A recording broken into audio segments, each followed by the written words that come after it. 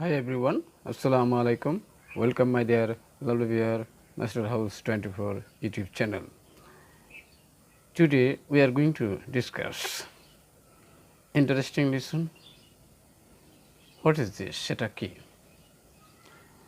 একই শব্দ যেটি আমরা বিভিন্ন রকম পার্টস অফ স্পিচ হিসেবে ব্যবহার করা হয় সেই বিষয়টি কি?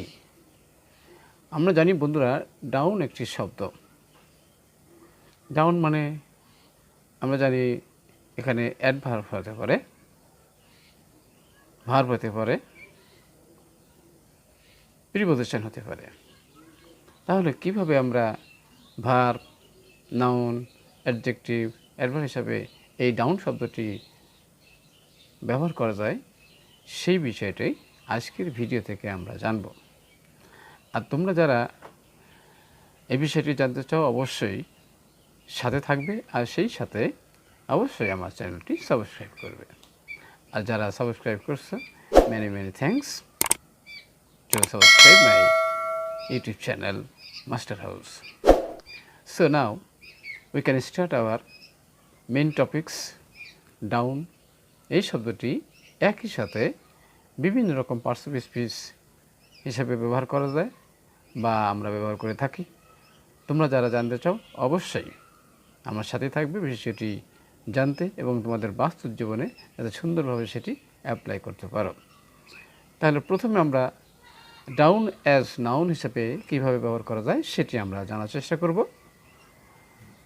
সে জীবনে উত্থান পতন দেখেছে, তাহলে ইংলিশে সেটা কী হবে? He has seen the ups and down of life. I hope you understand my dear. তারপর আমরা দেখতে পাবো বন্ধুরা, তাকে নামাতে চেষ্টা করো। তাহলে ডাউন এবার ভার্ব হিসেবে হবে, কীভাবে হবে চলো আমরা এবার দেখে নিই।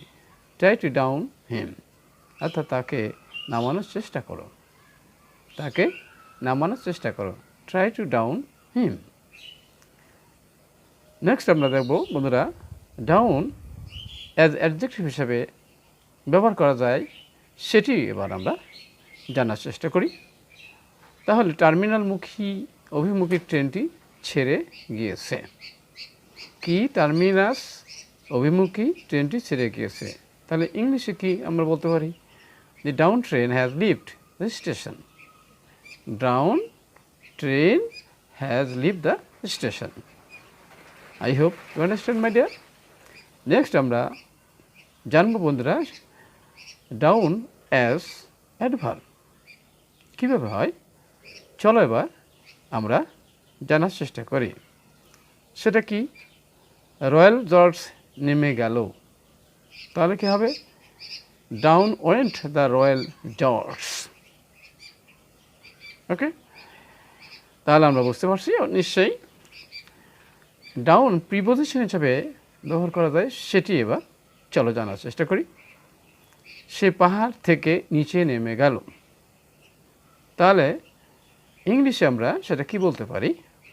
She came down the hill. She came down the hills, অর্থাৎ সে পাহাড় থেকে নিচে নেমে গেল। তাহলে আমরা দেখলাম বন্ধুরা যে ডাউন শব্দটি আমরা নাউন, ভার্ব, অ্যাডজেক্টিভ, অ্যাডভার্ব এবং প্রিপোজিশন হিসাবে ব্যবহার করতে পারি। আমরা যদি ইংরেজি শিখতে চাই অবশ্যই একইভাবে একই শব্দ বিভিন্নভাবে যে ব্যবহার করে আমাদের ইংরেজি ভাষার দক্ষতা আমরা বাড়াতে পারি। আজকের ভিডিওটি যদি তোমরা ওয়াচ করো অবশ্যই তোমরাও সক্ষম হবে। আর ভিডিওটি ভালো লাগলে অবশ্যই লাইক এবং শেয়ার করতে ভুলবে না। এতক্ষণ সাথে থাকার জন্য many থ্যাঙ্কস। পরবর্তীতে আমরা নতুন বিষয় নিয়ে হাজির হব। ততক্ষণ আল্লাহ হাফেজ।